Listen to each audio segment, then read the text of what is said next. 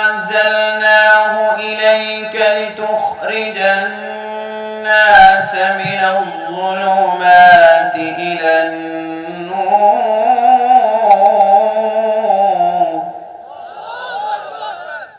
بإذن ربهم إلى صراط العزيز الحميد صدق الله العظيم।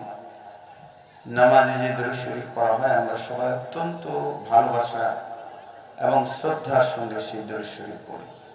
সবাই পড়ুন আল্লাহুম্মা সাল্লি আলা মুহাম্মাদ ওয়া আলা আলি মুহাম্মাদ কামা সাল্লাইতা আলা ইব্রাহিম ওয়া আলা আলি ইব্রাহিম إنك حميد مجيد اللهم بارك على محمد وعلى آل محمد كما باركت على إبراهيم وعلى آل إبراهيم إنك حميد مجيد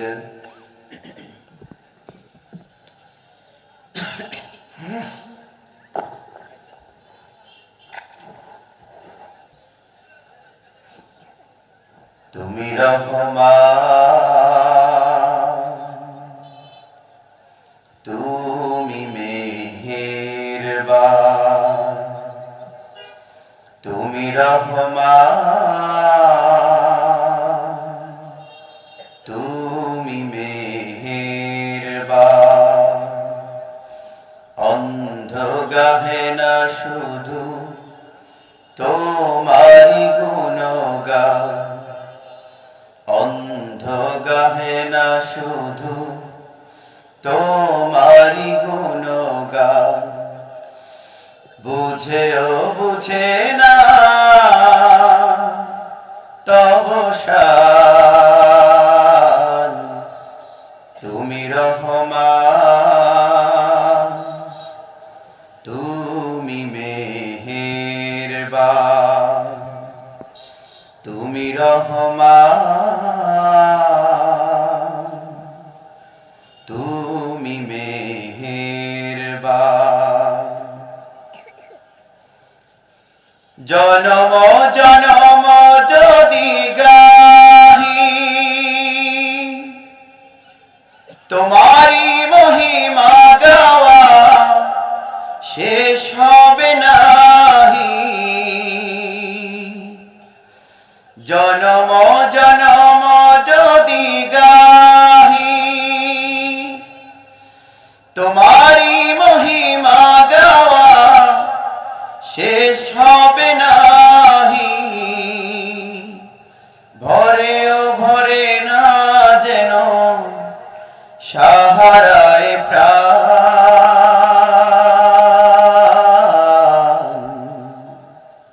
তুমি রহমান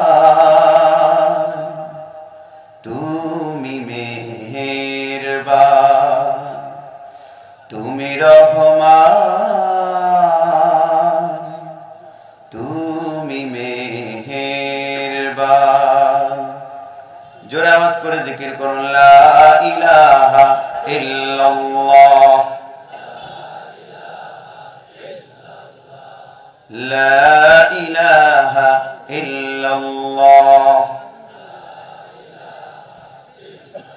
আচ্ছা সবাই একটু থামুন। আপনারা যে আওয়াজে জিকির করলেন এই আওয়াজে যদি কোন নির্বাচনী প্রার্থীর মিছিল করেন তাহলে যে প্রার্থী ফেল তো করেই এমনকি জামানত বাজেয়াপ্ত হয়, মানে নিজের ভোট ভুলক্রমে দিতে পারেনি, বউয়েরটা তো পরের কথা। ওই প্রার্থী আপনাদেরকে 20 টাকা করে দিয়ে মিছিলে নেওয়ার সম্ভাবনা আছে তো নাকি? তা আপনারাই বললেন নাই, তাহলে আওয়াজটা আল্লাহকে কেন দিচ্ছেন? কথা বলার এই যন্ত্র আমাদের কে দিয়েছেন? একটু জোরে বলুন না, রাত অনেক হয়েছে, একসাথে বলুন কে দিয়েছেন?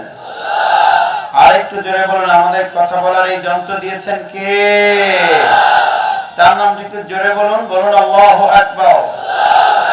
এই সাইডে আওয়াজ কম হচ্ছে, পুরো শহর কাঁপাতে হবে, জোরে বলুন আল্লাহু আকবার। আরেকটু জোরে। অনেকে চাচাজিরা পান খাচ্ছেন, তো মানে পান এমন এক গুরুত্বপূর্ণ জিনিস যে আল্লাহু আকবার বলে পান খাওয়াতে কোনো ব্যাঘাত কিন্তু ঘটানো যাবে না। এটা কি করা যায়? পান খাওয়ার গুরুত্ব বেশি না আল্লাহু আকবার বলার গুরুত্ব বেশি? আরে এটা তো এভাবে তুলনাই করা যাবে না। আল্লাহু আকবার নিসফুল মিজান, মিজান অর্ধেক সওয়াব দিয়ে ভরে যায়। সুবহানাল্লাহ। জোরে আওয়াজ করুন, বলুন আল্লাহু আকবার। এখনো হয়নি, সামনে পেছনে মাঝখানে দাঁড়িয়ে বসে, মঞ্চে প্যান্ডেলে বক্তা শ্রোতা অপারেটর অতিথি সবাই একসাথে চিৎকার করে পুরো এলাকা কাঁপিয়ে বলুন আল্লাহু আকবার। এবার জিকির করুন লা ইলাহা ইল্লাল্লাহ, লা ইলাহা ইল্লাল্লাহ,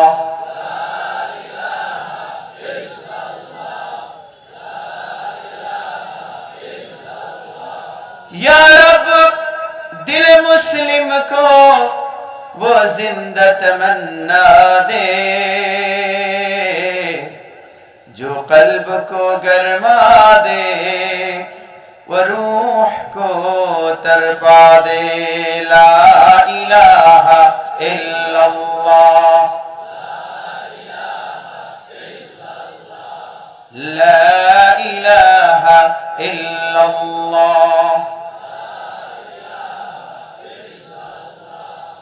লা ইলাহা ইল্লাল্লাহ। আবার একটু থামাবো। এই যে ভাইয়া, তুমি বলছো না কেন? লা ইলাহা ইল্লাল্লাহ কি আমাদের কাছে পরিচিত না অপরিচিত? প্রিয় না অপ্রিয়? পৃথিবীতে যতগুলো ভাষা আছে, সব ভাষার যত শব্দ ভান্ডার আছে, যতগুলো বাক্য আছে, এর শ্রেষ্ঠ বাক্য হলো লা ইলাহা ইল্লাল্লাহ। আমাদের প্রাণের চেয়ে প্রিয় এই বাক্য, কারণ প্রাণ দেব, এই বাক্য দেব না, ঠিক কি না? যেভাবে আওয়াজ করলেন জিকিরের সময় বোঝা গেছে কেমন প্রাণ দেবেন। যে না, ঠিক আছে, আপনারা দেবেন, আলহামদুলিল্লাহ। জোরে জোরে জিকির করুন লা ইলাহা ইল্লাল্লাহ,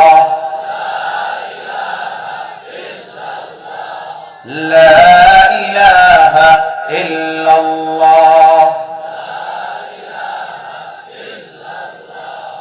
লা ইলাহা ইল্লাল্লাহ, মুহাম্মাদুর রাসূলুল্লাহ সাল্লাল্লাহু আলাইহি ওয়াসাল্লাম।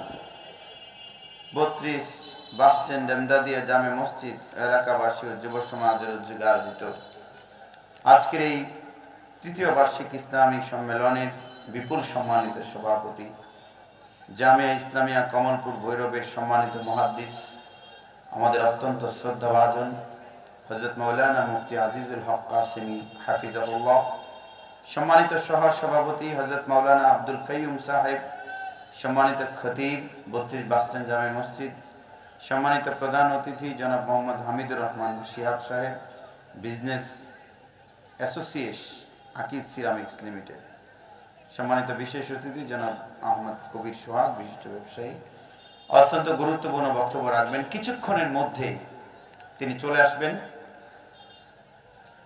আমাদের খুবই প্রিয় শ্রদ্ধাভাজন বাংলাদেশ সহ গোটা পৃথিবীতে যিনি ইসলাম প্রচার করেছেন, জননন্দিত আলেমে দ্বীন হযরত মাওলানা মুফতি নজরুল ইসলাম কাসেমী হাফিজাহুল্লাহ, অত্যন্ত গুরুত্বপূর্ণ বক্তব্য রেখেছেন। কিশোরগঞ্জের কৃতি সন্তান, গাজীপুরের দারুল উলুম হারিনাল মাদ্রাসার সম্মানিত নায়েবে মুহতামিম হযরত মাওলানা মুফতি সানাউল্লাহ সাহেব বক্তব্য রেখেছেন। খাকশ্রী আলিম মাদ্রাসার সম্মানিত অধ্যক্ষ হযরত মাওলানা মোনায়েম খন্দকার সাহেব, সম্মানিত ওলামায়ে কেরাম, মুরব্বিয়ান, যুবক ভাইয়েরা, পর্দার আড়াল থেকে শুনছেন, সম্মানিত মায়েরা বোনেরা, আল্লাহ তাবারাকা ওয়া তাআলা আমাদের উপর দয়া করেছেন, আমাদেরকে সুস্থ রেখেছেন, নিরাপদ রেখেছেন, গুনাহের পরিবেশ থেকে মুক্ত রেখে কোরআনের আলোচনার এই বরকতপূর্ণ শামিয়ানার নিচে আসার বসার, কথা বলার এবং শোনার তৌফিক দান করেছেন। সেজন্য মন প্রাণ উজাড় করে আমাদের মহান রবের পবিত্র দরবারে হৃদয়ের ভালোবাসা উজাড় করে উঁচু আওয়াজে শুকরিয়া জানাই, আলহামদুলিল্লাহ। বিশ্বাস করবেন, আমি আসছি আর ভাবছি কি বলবো। দু তিনটা টপিক নতুন আছে আমার, কিন্তু এখানে এসে ভেবেছিলাম যে নতুন কোনো বিষয় নিয়ে বলবো। বসে চিন্তা করলাম যে নজরুল ইসলাম কাসেমি সাহেব হুজুর আসবেন, এখন প্রায় 12টা বেজেও গেছে, লম্বা আলোচনা শুরু না করাই ভালো। আমি ঢোকার সময় দু তিনজন বলে দিয়েছেন, হুজুর তুমি রহমান গানটা কিন্তু গাইবেন, গান না হামদ, ঠিক আছে তো? প্রশংসা কার? যাক, আমি অবাক হলাম। এই জন্যই তো এই কিছু মানুষ বক্তাদেরকে আজান দিতে বলে, আজান দেওয়ার বক্তা আছে না? তো যাই হোক, আমি আপনাদের সেই ডিমান্ড ফুলফিল করেছি। তো আমি সামান্য কিছু কথা বলবো। লম্বা কথা বলার যোগ্যতা, শক্তি, সামর্থ্য কোনোটাই আমার নেই। আমি আমার রবের কাছে তৌফিক চাচ্ছি। সুবহানাক লা ইলমা লানা ইল্লা মা আল্লামতানা ইন্নাকা আনতাল আলিমুল হাকিম। কিশোরগঞ্জে 70-এর বেশি প্রোগ্রামে বছরে কয়েক বছর ধরে আমাকে অ্যাটেন্ড করতে হচ্ছে কিশোরগঞ্জ জেলায়। সুতরাং আমি বারবার চিন্তা করি যে যেটা আমি 32-এ বলেছি এটা যেন 33-এ না বলি। কিন্তু ঘটনা হলো 32-এ যারা ছিলেন তারা তো অনেকে 29-এ ছিলেন না। এই কারণে এটা চিন্তা করে বললে হয়তো ডিফারেন্ট আনকমন একটা বিষয় নিয়ে বলা যাবে, কিন্তু বিপুল সংখ্যক মানুষ গুরুত্বপূর্ণ টপিকের আলোচনা শোনা থেকে বঞ্চিত হবে। এই জন্য যেহেতু প্রচুর পরিমাণ শহরের আনাচে কানাচে এখানে সেখানে আপনারা স্নেহ করে আমাকে রাখেন, অনেক বক্তব্য আপনারা শুনেছেন, তা আমি আজকে আপনাদের সামনে সূরা ইব্রাহিমের প্রথম আয়াত পড়েছি। আল্লাহ তাবারাক ওয়া তাআলা বলছেন, আলিফ লাম রা কিতাবুন আনজালনাহু ইলাইকা লিতুখরিজান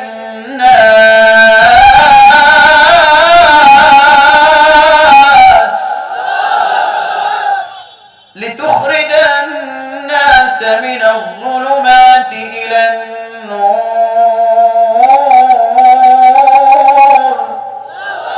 আলিফ লাম রা এর অর্থ কে জানেন? যারা বলুন, কেবল একজন জানেন, তিনি কে? আল্লাহু আ'লাম। রব বলছেন কিতাবুন আনজালনাহু ইলাইকা, এই কিতাব যা আমি আপনার উপর অবতীর্ণ করেছি, পারপাস কি? লিতুখরিজান নাস মিনাজ যুলুমাতি ইলান নূর, যেন আপনি মানব মণ্ডলীকে সব অন্ধকার থেকে বের করে আলোর দিকে নিয়ে যেতে পারেন, সব সমস্যা থেকে মুক্ত করে সমাধানের দিকে নিয়ে যেতে পারেন। জুলুমাত, অন্ধকার, প্রবলেমস। সম্মানিত হাজিরিন, আল্লাহ রাব্বুল আলামিন আমাদের যত সব নিয়ামত দিয়েছেন, শ্রেষ্ঠতম নিয়ামত হলো কোরআন, আল্লাহর কালাম। কোরআনুল কারীম দিয়ে তিনি জানিয়ে দিলেন, মানব মণ্ডলী, আমি তোমাদেরকে কোরআনুল কারীম দিয়েছি যেন তোমরা কোরআন দিয়ে তোমাদের সমাজের সব সমস্যার সমাধান করে দুনিয়ার জীবনকেও শান্তিময় করতে পারো, পরকালেও যেন তোমরা জান্নাতি হয়ে যেতে পারো। সুবহানাল্লাহ। আপনাদের কাছে আমার একটা প্রশ্ন, there are many problems in our society. সমস্যার তো কোনো শেষ নাই। কিশোরগঞ্জে কি হত্যা নাই? উত্তর দিতে হবে। ধর্ষণ, ছিনতাই, দুর্নীতি, শুধু মাদকটা নাই, ঋণ খেলাপি, এটা কি শুধু কিশোরগঞ্জের প্রবলেম না, সারা বাংলাদেশে? ভাইরা আমার, দোকান বাকি নিয়েছে, দোকান বাকি নিয়ে টাকা দেয় না, যখন 10,000 হয়ে যায় তখন আর এই দোকানের সামনে দিয়ে যায় না। এইরকম মানুষ কিশোরগঞ্জে 2-4 জন নাই। রাষ্ট্রীয়ভাবে নাই। বাংলাদেশ ব্যাংক স্টেটমেন্ট দিয়েছে 1,56,000 কোটি টাকা খেলাপি ঋণ আমাদের। 1,56,000 কোটি টাকা নাকি? 1,56,000 হাজার কোটি টাকা খেলাপি ঋণ। এই ঋণ নিয়ে মিলিয়নেয়াররা ফেরত দিচ্ছে না। এই যে প্রবলেম। সম্মানিত হাজিরিন, আপনাদের কাছে জানতে চাই, কোরআন আমাদের সব সমস্যার সমাধান করে দিতে পারে কি পারে না? কই সমাধান তো হচ্ছে না। আমাদের ঘরে ঘরে কোরআন নাই? কোরআনুল কারীম আমাদের ঘরে ঘরে আছে কিনা? আরে অমুসলিমরাও ঘরে কোরআন শরীফ রাখে।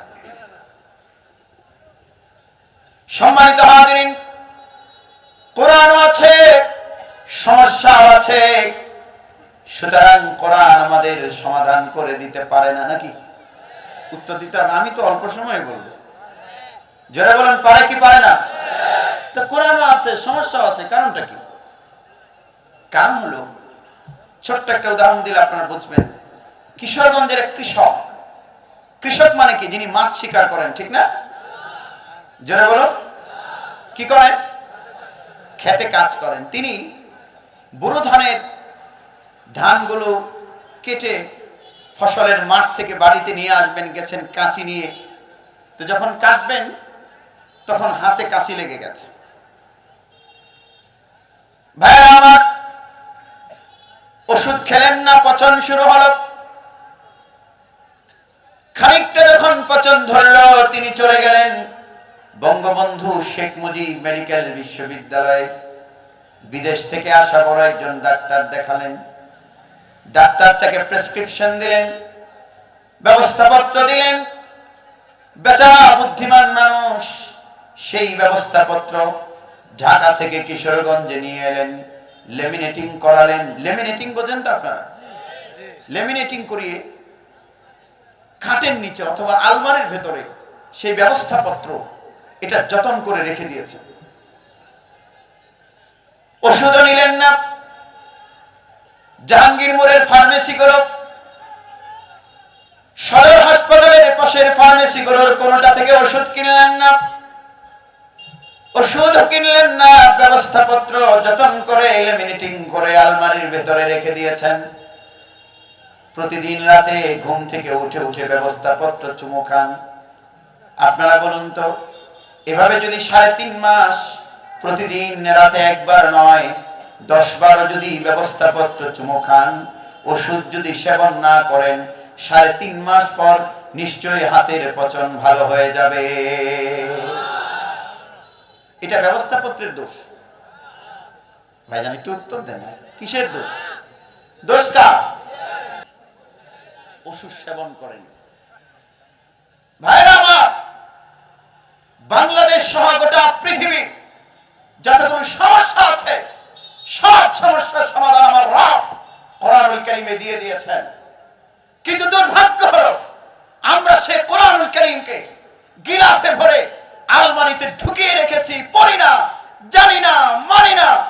শরীরের পচন ধরলে ট্রিটমেন্ট ব্যবস্থাপত্র আলমারির ভিতরে রেখে দিলে যেমন শরীরের পচন দূর হয় না, বরং হাতের পচন থেকে বাহুর পচন, বাহুর পচন থেকে গোটা শরীর ক্যান্সারে পরিণত হয়, ঠিক তেমনি আমাদের বিশ্ব মানবতার সব সমস্যার সমাধান কোরআনুল কারীমে আল্লাহ রাব্বুল আলামিন দিয়ে দিয়েছেন।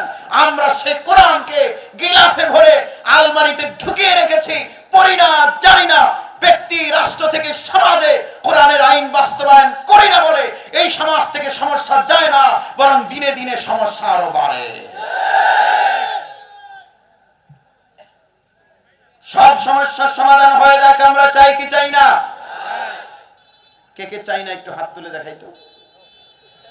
মাশাআল্লাহ, একজন পাওয়া গেছে।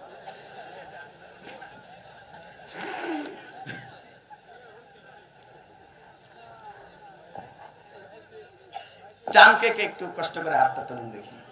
কোন সমস্যা না থাকুক হাত উঁচু করুন, একদম সোজা হবে। হাত সোজা করুন, জোরে বলুন আল্লাহু আকবার। হাত নামান। হোয়াট টু ডু, করণীয় কি? আমি ছোট্ট করে 2-3টা সমস্যা আপনাদের সামনে তুলে ধরতে চাই, যেগুলোর ব্যাপারে আমরা মনে করি যে এই সমস্যাগুলোর সমাধান আধুনিক পৃথিবীতে আর কোরআন দিয়ে সম্ভব নয়। ভাইরা আমার, one of the major problems of Bangladesh is poverty. Poverty মানে কি? বিত্তশালী হওয়া নাকি? দারিদ্র, দরিদ্রতা, দারিদ্র। এই দারিদ্র সমস্যার কোরআনে কোনো সমাধান নাই। আমাদের মাথা পিছু ঋণ যেন কত, এটা বললে অনেকে কষ্ট পাবেন, কারণ Bangladesh is being a developed country.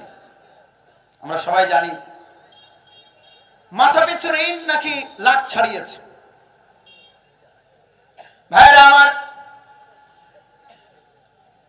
এই আধুনিক পৃথিবীতে কোরআন কিভাবে দারিদ্র বিমোচন করে দেবে, আমরা দারিদ্র বিমোচনের জন্য নানাভাবে চেষ্টা করি, কিন্তু বাস্তবে যা দেখা যায়, গরিব মানুষগুলো আরো গরিব হয়, ধনী মানুষগুলো দিনে দিনে ধনী হয়। কেন?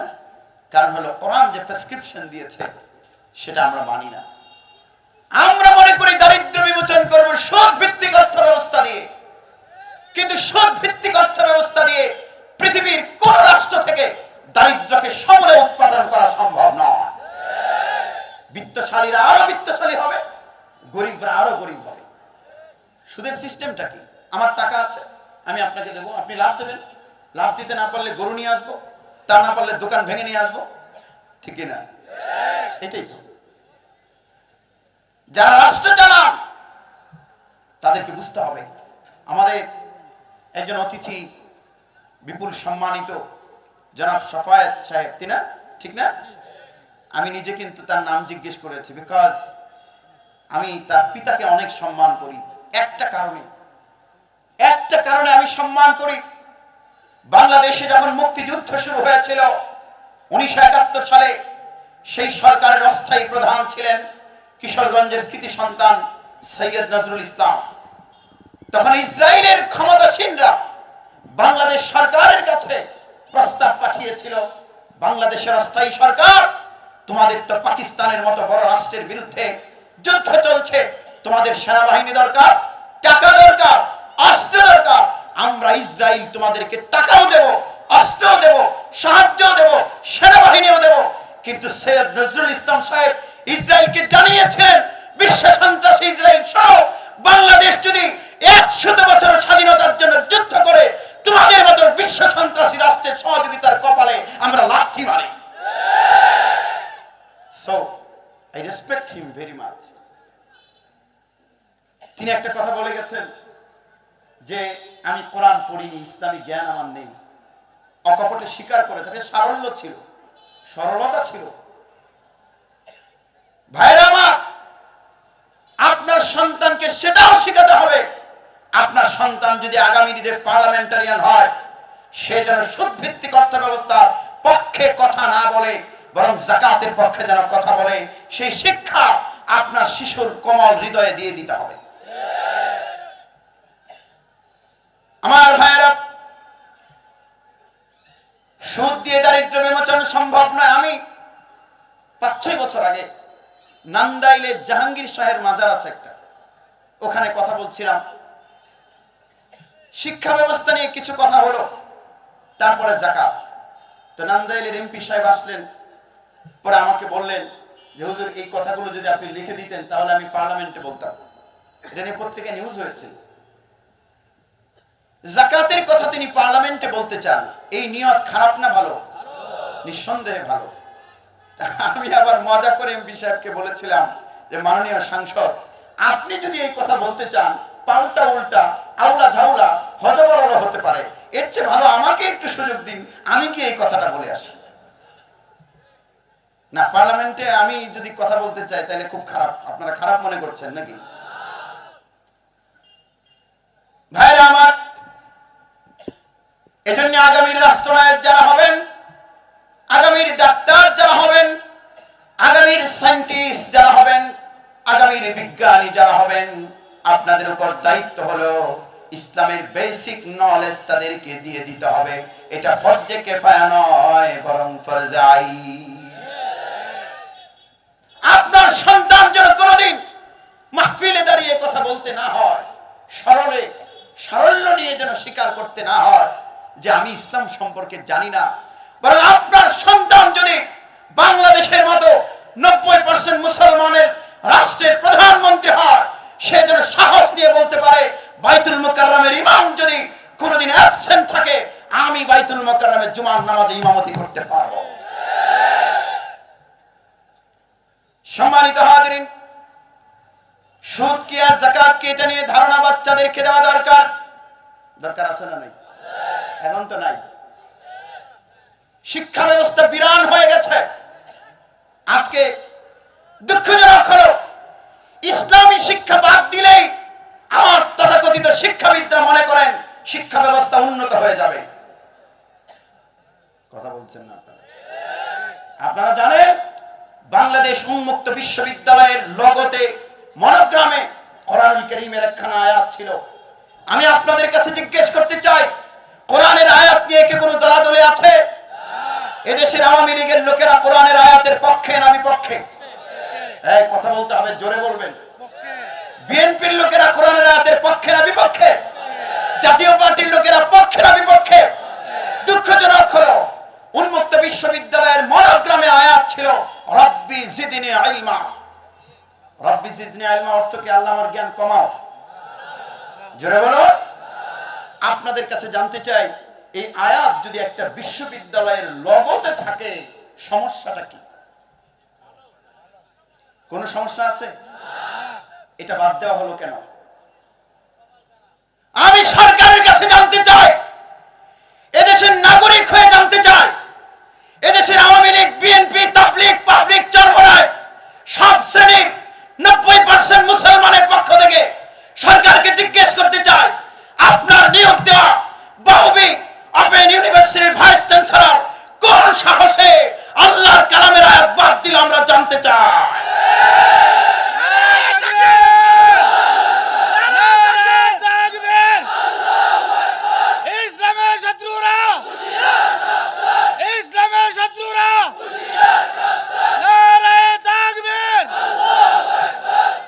আওয়ামী লীগের ভাইরা রাগ করছেন? বিএনপির ভাইরা? কোরআনের আয়াত বাদ দিলে আপনাদের কষ্ট লাগে কি লাগে না? যদি না লাগে আপনি মুনাফিক হয়ে গেছেন। এই নিয়ে কোনো দলাদলি নাই, কোরআন সভা। সুতরাং you have to protest if you are a Muslim. তুমি মুসলিম হলে তোমার দলীয় পরিচয় যাই হোক, এটার প্রতিবাদ তোমাকে করতে হবে। শিক্ষা ব্যবস্থা উন্নত করবেন। There are 53 public universities in Bangladesh. 53টা সরকারি বিশ্ববিদ্যালয়। আমার ভাইরা, 106টি বেসরকারি বিশ্ববিদ্যালয়। আমাদের জন্য লজ্জার বিষয় হলো, ওয়ার্ল্ড র্যাঙ্কিং এ আমার একটা বিশ্ববিদ্যালয়কেও এদেশের ভিসিরা স্থান দিতে পারলো না। আমরা ভিসিদের বলতে চাই, আমার ট্যাক্সের টাকায় তোমাদের বেতন দেওয়া হয়, আপনাদের আমাদের ট্যাক্সের টাকায় বেতন দেওয়া হয়। কোন সাহসে আল্লাহর কালামের আয়াত বাদ দেওয়ার দৃষ্টতা দেখালেন? কেন? শিক্ষা ব্যবস্থাকে উন্নত করতে হলে আপনাদেরকে একটা প্রতিমন্ত্রীর সমান বেতন দেই, কেন আপনারা বিশ্বের র্যাঙ্কিং এ আমার বিশ্ববিদ্যালয়গুলোকে দাঁড় করাতে পারলেন না? এভাবে শিক্ষা ব্যবস্থাকে উন্নত করা যাবে না। জোরে বলেন ঠিক কিনা? ভাইরা আমার, দৈনিক কালের কণ্ঠ পত্রিকা 2017 সালের নভেম্বরের 4 তারিখ এডিটোরিয়ালে লিখেছিল, ঢাবি এবং বুয়েট মাদকের আখড়া। আমার বক্তব্য যারা বেশি শুনেছেন তাদের এই তারিখ মুখস্থ হয়ে গেছে, কারণ আমি যে বিষয় নিয়ে কথা বলি টুকটাক সিলেবাস নিয়ে বলি। 2017 সালের নভেম্বর মাসের 4 তারিখ এডিটোরিয়ালে লিখেছে দৈনিক কালের কণ্ঠ, আমার বক্তব্য নয়, ঢাবি এবং বুয়েট মাদকের আখড়া। দৈনিক কালের কণ্ঠ পত্রিকা বলতে চাচ্ছে, ঢাকা বিশ্ববিদ্যালয় এখন আর কোনো বিশ্ববিদ্যালয় নাই।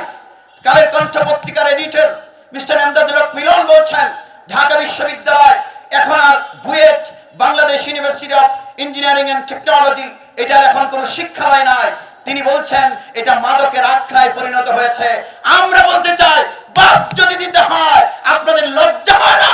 বাদ যদি দিতে হয় কোরআনের আয়াত কেন মাদক বাদ দেন? শরম নাই আপনাদের? বিশ্ববিদ্যালয়ের ভাইস চ্যান্সেলরদের বলতে চাই, এবং এরা তো সরকারেরও বদনাম করছে, ঠিক কিনা? সরকারের উচিতদেরকে ধরা। আমার ভাইরা, মাদকের দৈনিক প্রথম আলো পত্রিকায়, শুনুন, লিসেন টু মি, রাগ করছেন আপনারা? দৈনিক প্রথম আলো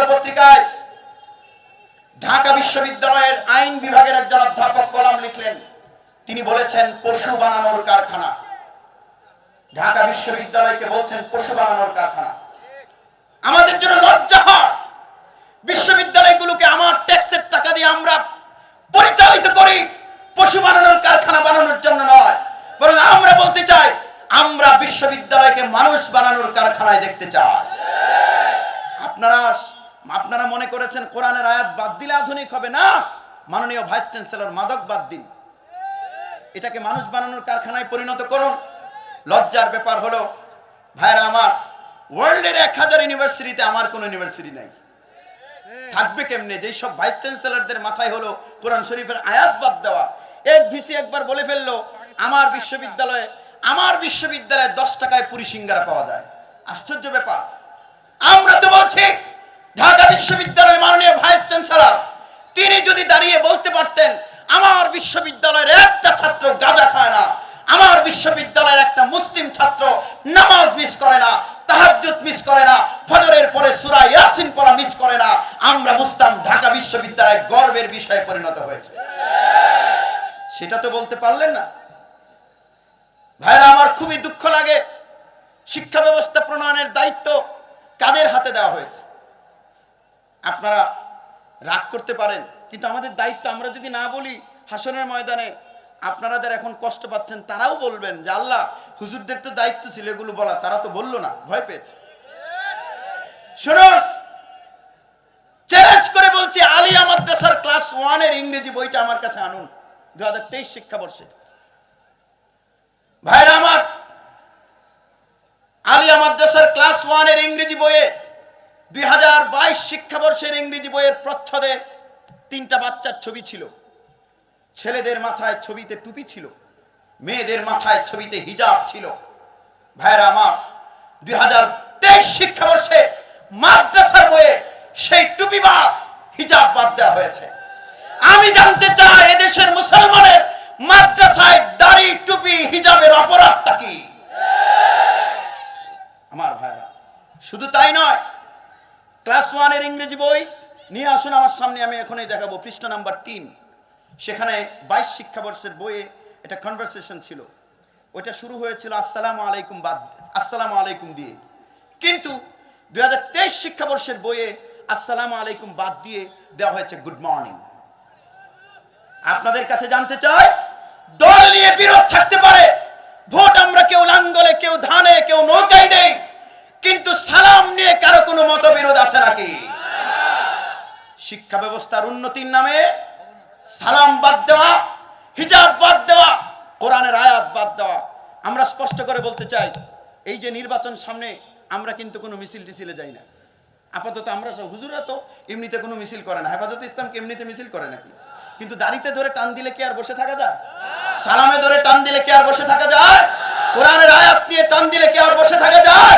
এজন্য সরকারকে বিনয়ের সঙ্গে, শ্রদ্ধার সঙ্গে বলতে চাই, আসসালামু আলাইকুম বাদ দিয়ে গুড মর্নিং দেওয়া হয়েছে, হিজাব বাদ দিয়ে, টুপি বাদ দিয়ে, সর্বশেষ কোরআনের আয়াত বাদ দিয়ে শিক্ষা ব্যবস্থার যে উন্নতি সাধনের চেষ্টা করা হয়েছে, এদেশের 7 কোটি মুসলমান শিক্ষা ব্যবস্থার সেই উন্নতি চায় না। আমরা রাগ করছেন আপনারা? ভাইরা আমার, আমরা বলতে চাই সরকারে যারা আছেন, আমরা তাদেরকে বিনয়ের সঙ্গে বলছি, গুড মর্নিং, আসসালামু আলাইকুম এর পরিবর্তে গুড মর্নিং কেন? টুপি বাদ কেন? হিজাব বাদ দিয়ে একটা ফ্রক পরিয়ে, হাফ প্যান্ট পরিয়ে বাচ্চাকে ছবি দেওয়া হবে কেন? রব্বি জিদনি ইলমা বাদ দেওয়া হবে? আমাদের কথা হলো, শিক্ষা ব্যবস্থার যে উন্নতির মানে হলো হিজাব বাদ দিয়ে মাদ্রাসার বইয়ে ফ্রক আর হাফ প্যান্ট পরানো। শিক্ষা ব্যবস্থার যে উন্নতির মানে হলো মাদ্রাসার ছেলের ছবি থেকে টুপি সরানো। শিক্ষা ব্যবস্থার যে উন্নতির মানে হলো উন্মুক্ত বিশ্ববিদ্যালয়ের লোগো থেকে রব্বি জিদনি ইলমা আয়াত সরানো। এদেশের 7 কোটি মুসলমান শিক্ষা ব্যবস্থার সেই উন্নতিতে থুতু মারে। সেই উন্নতি আমরা চাই না। যারা বলেন ঠিক কিনা? সরকারের কাছে আমাদের দাবি হলো, কোরআনের আয়াত যে ভাইস চ্যান্সেলর বাদ দিয়েছেন তাকে দ্রুতই ডেকে নিয়ে শোকজ করতে হবে, তাকে শাস্তির আওতায় এনে উন্মুক্ত বিশ্ববিদ্যালয়ের লোগোতে আবারও কোরআনের আয়াত প্রতিস্থাপন করতে হবে। কে কে কে এই দাবির সাথে একমত আছেন দুই হাত তুলে দেখান। লিল্লাহি তাকবীর। আমার ভাইরা, এজন্য যাকাত পড়ান। সুদ দিয়ে দারিদ্র বিমোচন করা যায় না, এটা তো দেখালেন প্রফেসর ইউনূস। 1976 সালে চট্টগ্রামের হাটহাজারী উপজেলার জোবরা গ্রামের সুফিয়া খাতুনকে 2000 টাকা লোন দিয়ে প্রফেসর ইউনূস তার গ্রামীণ ব্যাংক শুরু করেছিলেন। কি সমস্যা হয়েছে? আচ্ছা,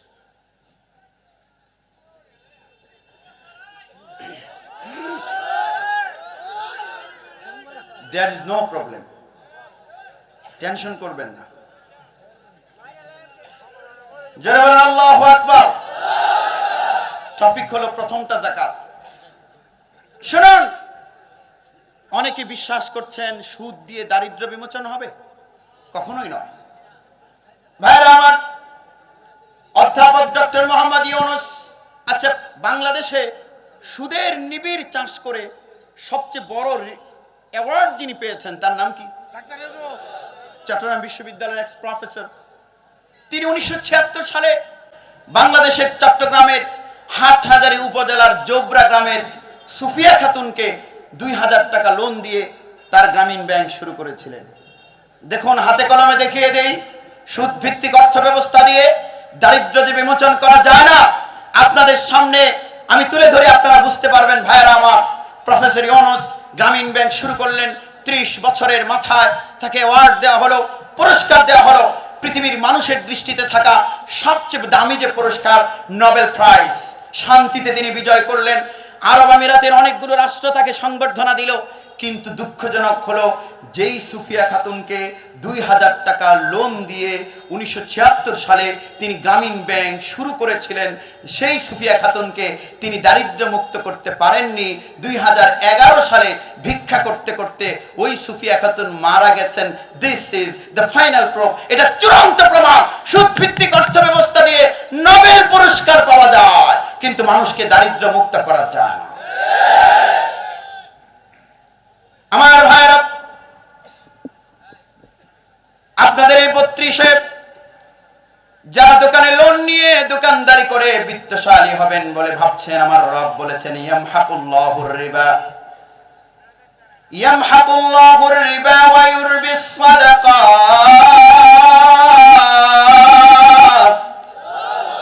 ওয়াল্লাহু লা ইউহিব্বু কুল্লা কাফফারিন আযীম। সুদকে আল্লাহ নিশ্চিহ্ন করে দেন। ওয়া ইউরবিস সাদাকাত, যাকাতকে তিনি সমৃদ্ধি দান করেন। সুবহানাল্লাহ। সম্মানিত হাজিরিন, রব বললেন সুদ যেখানে ঢুকে ধ্বংস করে দেয়। এজন্য দোকানদার ভাইরা, ব্যবসায়ীরা সুদী লেনদেনে জড়াবেন না। আমার বাসা যেখানে গাজীপুরে, এই রোডে কয়েকদিন পরে পরে দেখি দোকানে তালা লাগে। তা আমি একবার একটা অ্যানালাইসিস করলাম যে দেখি এতগুলো দোকানে তালা লাগে কেন। তো বের করেছি 20টা দোকান এই 8-9 বছরে তালা লেগে, তালা দিয়ে তারা চলে গেছে, দেউলিয়া হয়ে গেছে। তা আমি তাদের কয়েকজনের নাম্বার আমার কাছে ছিল, ফোন করলাম। তো অন্যদের ফোন তো ধরে না, কিন্তু আমার ফোন ধরেছে, কারণ আমার সাথে তো কোনো লেনদেন নাই। মানুষ ফোন ধরে না কার? টাকা নিয়েছে যার কাছ থেকে।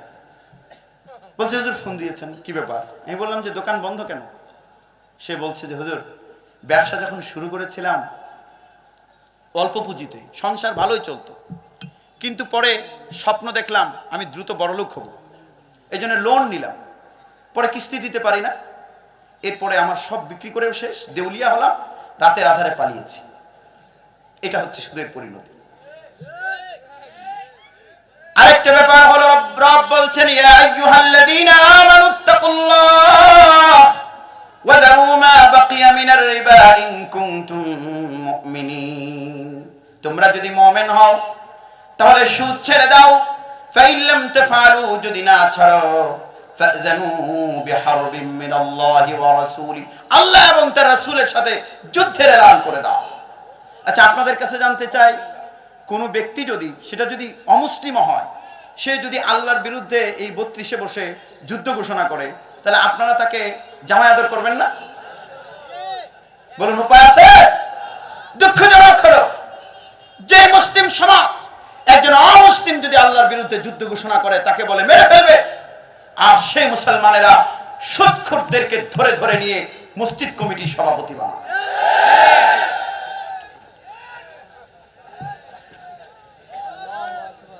এরকম সমস্যা আছে না নাই?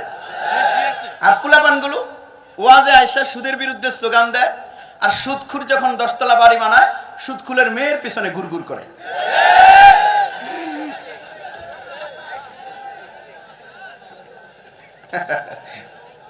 বয়কট করতে হবে।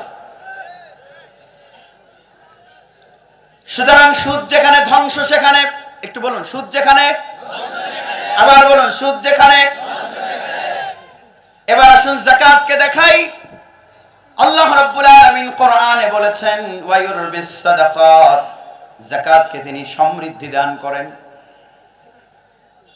আমেরিকার একটা ইউনিভার্সিটি আছে, নিউ অরলিন্স ইউনিভার্সিটি, ওই বিশ্ববিদ্যালয়ের একজন ফিন্যান্সের প্রফেসর, তার নাম ডক্টর কবির। তিনি বাংলাদেশের দারিদ্র, সম্পদ এবং যাকাত নিয়ে গবেষণা করেছেন। তিনি গবেষণা করে বলছেন যে ইফ উই কালেক্ট প্রপারলি, বাংলাদেশে যদি আমরা যথাযথভাবে যাকাত আদায় করি, তাহলে তিনি বলছেন যে 60,000 কোটি টাকা যাকাত আদায় করা যাবে। কয় হাজার? 7 না, 60,000। মানে আমি শুদ্ধ করে বলছি তো, পরে আবার 7 মনে করবেন। 7 না, 16 না, 6 বিলিয়ন। আমার ভাইরা 60,000 কোটি টাকা যাকাত আদায় করা যাবে। আমার মনে একটা প্রশ্ন হলো, আমি গণমাধ্যমে যেহেতু নিয়মিত লিখি, এটা কেমনে সম্ভব? How is it possible? Is it possible really? এই প্রশ্ন আসলো। তা আমি একটু হিসেব করে দেখি, আমার হিসেবে আরো বেশি। কারণ বাংলাদেশের এক কোটিপতির নামে রিপোর্ট এসেছিল, সুইস ব্যাংকে তার যে টাকা আছে, আমি এবার হিসেব করে দেখলাম, আমার নাম হলো মুসা বিন শমশের। পরে আবার আরেকবার দেখি আসলে এত টাকার মালিক না। তো তখন আমি হিসেব করে দেখেছিলাম, শুধু তার বিদেশের সম্পদ থেকে যাকাত আদায় করা যায় 7,500 কোটি টাকা। কি বলেন আপনারা? একদম ফকির না? যাকাত আসে কত? আরে উত্তর দিন। 7,500। আজিজ খান সামিট গ্রুপের চেয়ারম্যান, সিঙ্গাপুরের 43তম ধনী। ধনী না ফকির? তার সম্পদ থেকে 200 কোটি টাকা যাকাত আসে। বাংলাদেশ ব্যাংক স্টেটমেন্ট দিয়েছে, বাংলাদেশে 1,19,361 জন কোটিপতি আছে। এটা হলো আরো 5 বছর আগে স্টেটমেন্ট। এরপরে এর চেয়ে আপডেট কোনো আমি পাইনি। প্রতি বছরই 5,000 করে বাড়ে। সেই হিসেবে বর্তমানে বাংলাদেশে প্রায় 1.5 লক্ষ কোটিপতি আছেন। আপনারা কি আমার কথা বুঝতে পারছেন? সম্মানিত হাজিরিন, শুধু আজিজ খানের সম্পদ থেকে যাকাত আদায় করা যায় 200 কোটি টাকা। তবে আমাদের বিশ্ব দরবেশ বাবা বেক্সিম কর মালিকের সম্পদে কোনো যাকাত নাই। কথা বলে না? আছে না? যমুনা গ্রুপের মালিক, বিআরবি গ্রুপের মালিক, বসুন্ধরা। তো একদম 1,50,000 কোটিপতি মানে কি? যার, এটা কিভাবে হিসাব করেছে বাংলাদেশ ব্যাংক বলছে, যাদের ডিপোজিট এটা যাদের 1 কোটি আছে, এই হিসাবে তারা বলেছে। তা আপনাদের কাছে জানতে চাই, ব্যাংকের বাইরে তো মানুষের কোনো টাকা পয়সা থাকে না, আছে না নাই? শুধু ব্যাংকের টাকা হিসেব করলে 1,50,000 কোটিপতি আছে। এর মধ্যে কয়েকজনের সম্পদ থেকে যাকাত আসে 10,000 কোটি টাকা। আমি হিসেব করে দেখেছি, 1.5 লক্ষ কোটিপতির সম্পদ থেকে যদি যাকাত আদায় করা যায়, যাকাত আসবে প্রায় 1 লক্ষ কোটি টাকা। এর বিপরীতে দারিদ্র্যের হার কি? আমাদের জাতীয় সংসদের তথ্য অনুযায়ী বাংলাদেশে 15,08,776টি ল্যান্ডলেস ফ্যামিলি আছে, ভূমিহীন পরিবার। ভূমিহীন পরিবার মানে কি? যাদের 10 তলা বাড়ি আছে, ঠিক না?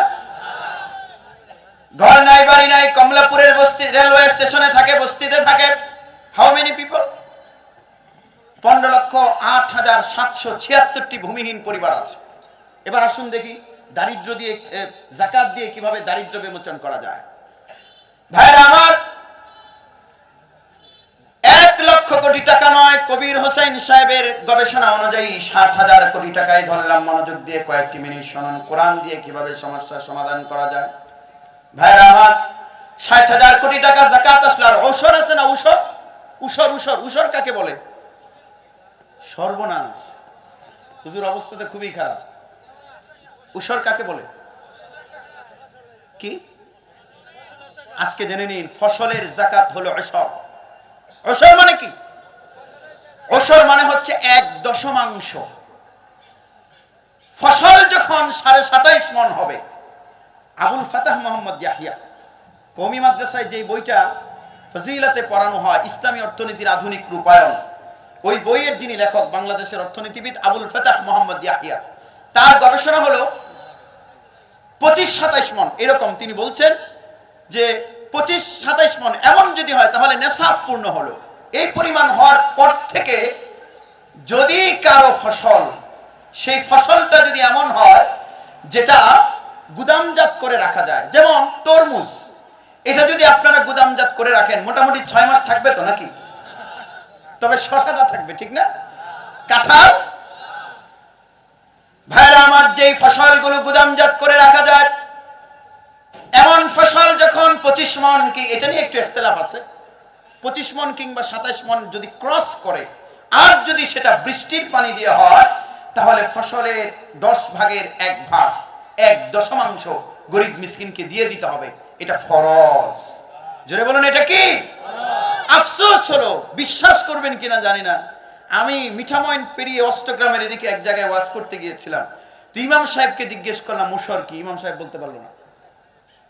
যাকাতের মতোই ওসর ফরজ, কিন্তু এই জাতি যাকাতের কথা জানে, ওসরের কথা জানে না। এই ব্যর্থতা আমাদের।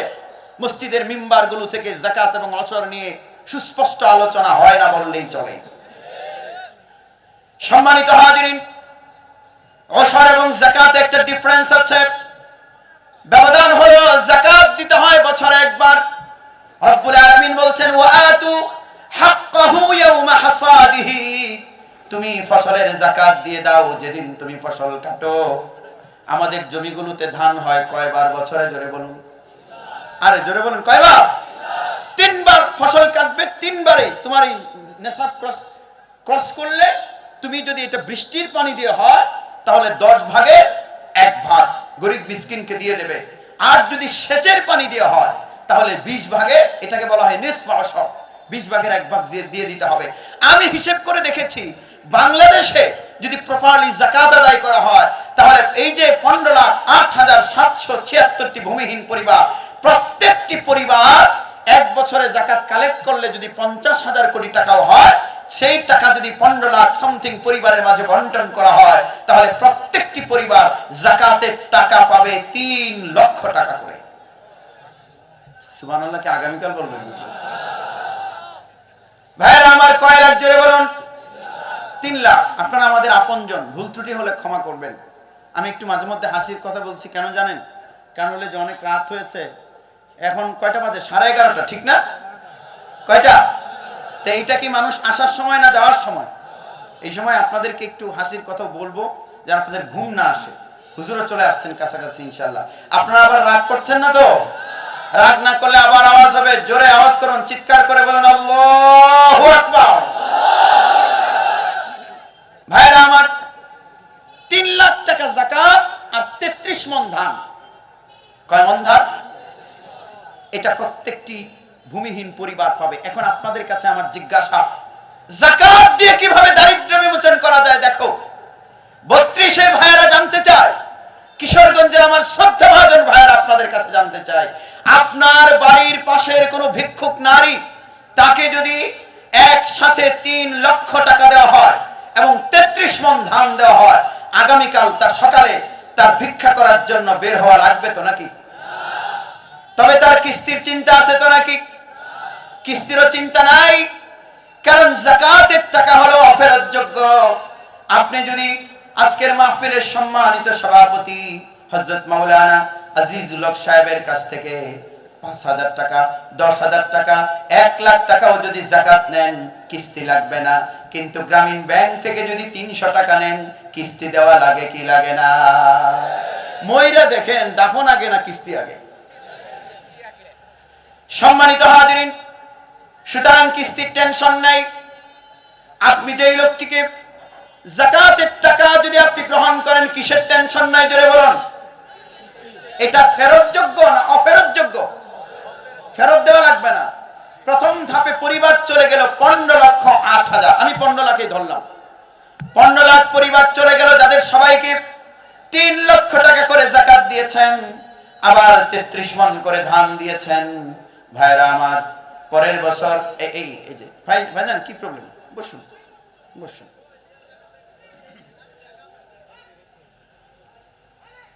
আল্লাহুম্মা, আমার সাথে সবাই পড়ুন আল্লাহুম্মা। মনের ভালোবাসা দিয়ে পড়বেন, সবাই উচ্চ আওয়াজে পড়বেন আল্লাহুম্মা সাল্লি ওয়া সাল্লিম ওয়া বারিক আলা হাবিবিকা মুহাম্মাদিন সাল্লাল্লাহু আলাইহি ওয়াসাল্লাম।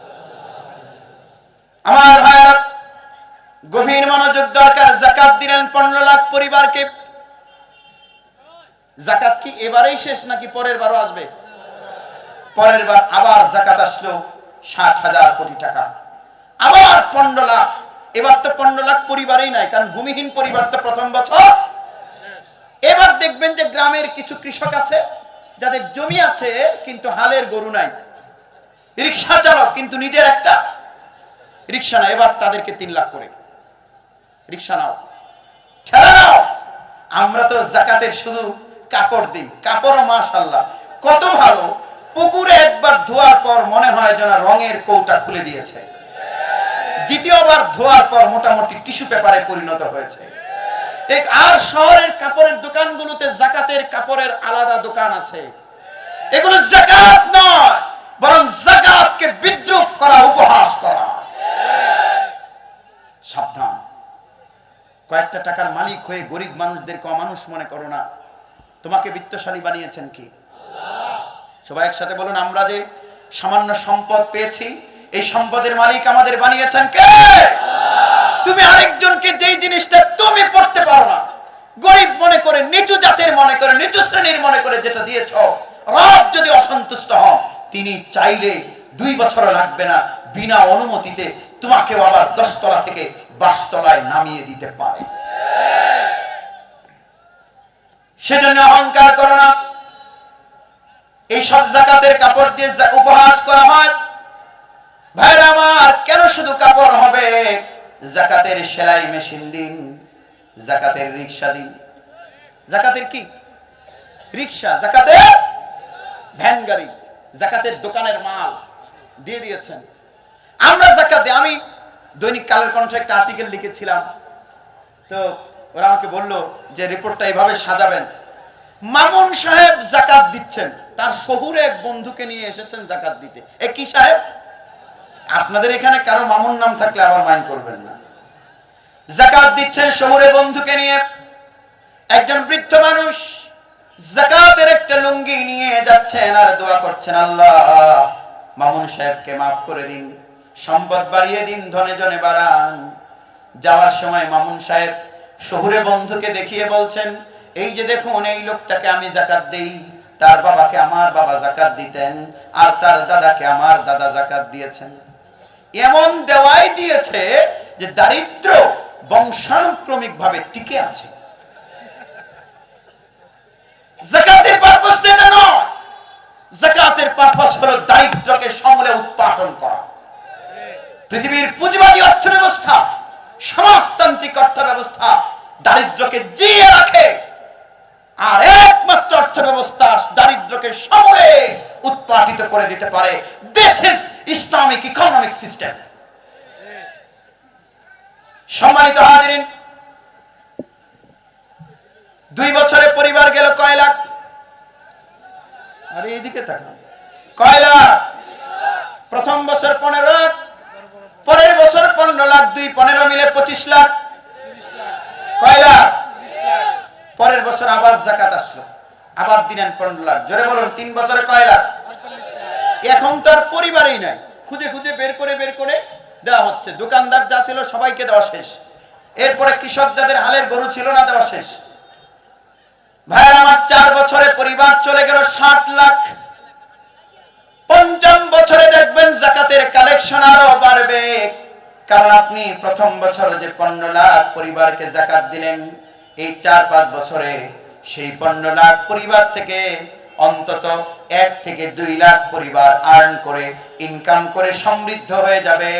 তারাও 5 বছরে এসে নিজেরা কিছু কিছু যাকাত দিতে পারবে। জোরে বলুন, যাকাতের ফান্ড কমবে না বাড়বে? আর গ্রহিতা কমবে না বাড়বে?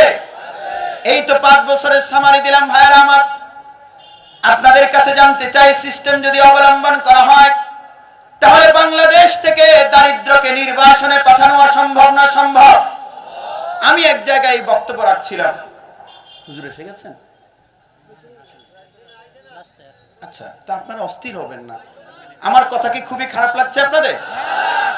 হুজুর আসবেন নিশ্চিত ইনশাআল্লাহ। হুজুর আসতে কাছাকাছি। আচ্ছা, আমি একটা প্রশ্ন করি, এটা আপনারা খারাপ মনে করবেন না। এই যে হুজুর আসতে যদি 5-7 মিনিট লাগে, আমি 5-7 মিনিট কথা বললে কি আপনাদের খুবই খারাপ লাগবে?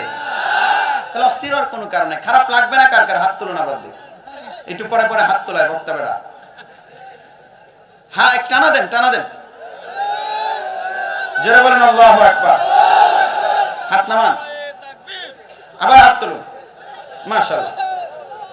2 বার হাত তোলান কি জন্য জানেন? ঘুমকে কিলিয়ে পিটিয়ে কুলিয়ারচর পর্যন্ত দিয়ে আসছে। নজরুল ইসলাম সাহেব হুজুর ওয়াজ শেষ করার আগ পর্যন্ত ঘুম আসবেন, এমনিতে আপনারা জাগ্রত ছিলেন। জোরে বলেন আল্লাহু আকবার। গভীর মনোযোগ দিয়ে শুনুন ভাইরা আমার। আমাকে এক লোক প্রশ্ন করলো, বিশ্ববিদ্যালয়ের শিক্ষক, কয় হুজুর খুব তো লেকচার দিলেন, হ্যাঁ সুদ করবেন, তো গ্রামীণ ব্যাংক যে এতগুলো মানুষের চাকরি দিয়েছে, এটার কি করবেন আপনারা? ছোট্ট আরেকটা উদাহরণ দেই ভাইরা আমার। এই যে আপনি, আপনারা সবাই শুনতে পাচ্ছেন? এই যে আপনি 1 লক্ষ কোটি টাকা যাকাত আদায় করবেন, এতে কি ধনীদের কোনো সমস্যা হবে?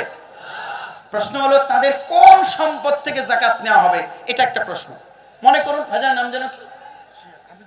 হামিদুর রহমান সাহেব। তিনি, তার বেতন 5 লাখ। জোরে বলুন, বেতন কত? কিন্তু ওনার ওয়াইফ অসুস্থ, আল্লাহ না করুন, বাচ্চা নর্থ সাউথ ইউনিভার্সিটিতে পড়ে, অনেক টাকা দিতে হয়, আবার তারও একটা গাড়ি লাগে, 5 লাখ টাকা শেষ হয়ে যায়। খেয়ে দিয়ে বছরে তার কোনো সেভিংস থাকে না। আপনারা বলুন, বেতন যদিও 5 লাখ, তার কাছে কি যাকাত চাওয়া হবে? কারণ কি নাই? সেভিংস নাই। ভাইরা আমার, এবার আসুন, এখন তার বেতন হলো 15 লাখ। ওনাকে যদি আল্লাহ 15 লাখ টাকার ব্যবস্থা করে দেন, আপনাদের কি কোনো সমস্যা আছে? আল্লাহ দিন না, বলেন আমিন। আমাদের সবার রিজিকে আল্লাহ সমৃদ্ধি দিন, বলেন আমিন। আপনার বছর চলার পর প্রথম বছরে আপনার অ্যাকাউন্টে জমা হলো 5 লক্ষ টাকা। তো একদিন আপনি দেখলেন যে রমজানের 1 তারিখে আপনার অ্যাকাউন্টে নেশাব পরিমাণ মাল হয়েছে। নেশাব পরিমাণ মাল কি?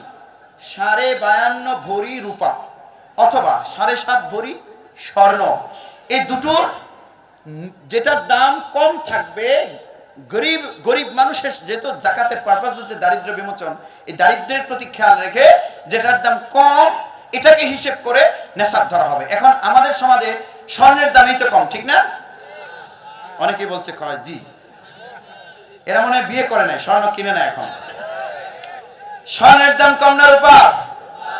52.5 ভরি রূপার যে দাম, এই দামের পরিমাণ মূল্য আপনার সংসার চলে, সব প্রয়োজন মিটিয়ে, ধরুন আপনার একটা গাড়ি দরকার, ওই যে এখন কি জানি দামি দামি গাড়ি বেরিয়েছে, নামও জানি না এগুলোর, আমি এগুলো 40 লাখ 50 লাখ টাকা দাম গাড়ি। এখন আপনি শিল্পপতি মানুষ, আপনার একটা লাক্সারিয়াস গাড়ি দরকার, আমার তো এক্স করোলা হইলেই চলে। আপনি এক গ্রুপ অফ ইন্ডাস্ট্রিজের মালিক, আপনার দরকার হলো হেলিকপ্টার। এই আপনার হেলিকপ্টার যদি আপনার নিত্য প্রয়োজনের হয়, হেলিকপ্টারের উপরে যাকাত ধরা হবে না। এখন হেলিকপ্টার কিনে টাকা সেভ হলো, তখন এই 52.5 ভরি রূপার দামের পরিমাণ টাকা আপনার কাছে জমা হয়ে গেল। যেদিন জমা হলো, এই তারিখটা আপনি হিজরি তারিখ, ইংরেজি তারিখ নয়, চন্দ্রবর্ষের তারিখ লিখে রাখবেন। এই নেশাব পরিমাণ মাল হলেই যাকাত ফরজ নয়, বরং এটার যখন বছর পূর্তি হবে তখন আপনার যাকাত ফরজ। আচ্ছা আপনারা বলুন তো, যাকাত কয় টাকা দেওয়া লাগবে? যদি 2 লাখ টাকা জমে তাহলে যেহেতু নেশাব হয়েছে তাহলে 2 লাখই দিয়ে দিতে হবে, ঠিক না? কয় লাখ? পার্সেন্টেজ কি 2.5%। আচ্ছা 1 লাখ টাকা 2.5% কয় হাজার? মাত্র। অনেকেই মনে করেন যে যাকাত বোধহয় কোটি কোটি টাকা দিতে হয়, অনেকেই মনে করেন যে এটা তো বড় লোকের কোটিপতি। আমার না, আপনাদের অনেকের উপরে যাকাত ফরজ কিন্তু দিচ্ছেন না। যাকাত তো ফরজ ভাইরা আমার। সেজন্য আপনার যদি নেশাব পরিমাণ মাল হয় বছর পূর্তিতেও টাকা থেকে যায়, সেটা যদি নেশাবের অতিরিক্ত হয়, বেড়ে যায়, যতটুকু বাড়বে ততটুকু ইনক্লুড করে আপনি যাকাত দেবেন। যদি 2 লাখ টাকা হয় তাহলে মাত্র 5,000 টাকা যাকাত। এই 5,000 টাকার যাকাত আপনার গরিব ভাইকে দিতে পারবেন, গরিব বোনকেও দিতে পারবেন, কিন্তু বাবাকে দিতে পারবেন না, দাদাকে দিতে পারবেন না, স্ত্রীকে দিতে পারবেন না, সন্তানকে দিতে পারবেন না, ঊর্ধ্বতন অধস্তন কাউকে দিতে পারবেন না, স্বামী তার স্ত্রীকে দিতে পারবে না, স্ত্রী তার স্বামীকে দিতে পারবে না, অমুসলিমকে যাকাত দেওয়া যাবে না। ভাইরা আমার, আপনার ভাই যদি গরিব হয় তাকে যদি আপনি যাকাত দেন, এখন আপনার ভাই অনেক দিন ধরে খুব দামি একটা চাদর চাচ্ছিল, এবারে শীতের দিনে চিন্তা করলেন যে আমার ভাইজানকে এটা বলতে হবে না, তাকে বলতে হবে না, আপনারও তো এত টাকা নাই, যে ভাইকে একটা চাদর কিনে দিয়ে দিলেন। গরিব মানুষ, গরিবকে যার নেশাব পরিমাণ মাল নেই তাকে একটা চাদর কিনে দিলেন, ঈদের সময় ভালো একটা জামা কিনে দিলেন, বোনটার সিজার হচ্ছে 4,000 টাকা দিয়ে দিলেন, যাকাতও আদায় হলো, বোনের সাথে সম্পর্ক রক্ষা হলো। আল্লাহর নবী তার হাদিসে বলেছেন, মান সাররাহু আন ইয়ামুদ্দা লাহু ফি উমরিহি ওয়া ইউযাদা লাহু ফি রিজকিহি ফালইয়াসিল রাহিমাহু। যে চায় তার হায়াত বাড়ুক, হায়াত বাড়ুক, এটা তো আপনারা কেউ চান না। আরে ভাই, না চাইলে একটা হাসপাতালও থাকতো কিশোরগঞ্জে। 103 বছর বয়স হয়েছে, জ্বর উঠেছে, হাসপাতাল চলে গেছে। তার মানে কি মরতে চায় না বাঁচতে চায়? হায়াত বাড়ুক আমরা চাই কি চাই না? আল্লাহ নবী বলেন, যে চায় তার হায়াত বাড়ুক, ওয়া ইউযাদা লাহু ফি রিজকিহি, এবং তার রিজিক বাড়ুক, ফালইয়াসিল রাহিমাহু, সে যেন আত্মীয়তার বন্ধন রক্ষা করে। জোরে বলেন সুবহানাল্লাহ। এই যে বোনকে আপনি সিজারের সময়, এই শুনুন, ভাগ্নেটা 2,000 টাকার জন্য স্কুলের এসএসসি পরীক্ষার ফর্ম ফিল আপ করতে পারে না, আপনি যাকাতের নিয়তেই দিলেন ভাগ্নেকে, হুজুর যাকাত আদায় হবে না? ভাগ্নেটা যদি গরিব হয় যাকাতও আদায় হবে, ভাগ্নেকে দেওয়াও হবে। যাকাত আদায় করবেন তো ইনশাআল্লাহ? না করলে শাস্তিকে আল্লাহ সূরা তাওবায় বলেছেন, الذين يكنزون الذهب والفضة ولا ينفقونها في سبيل الله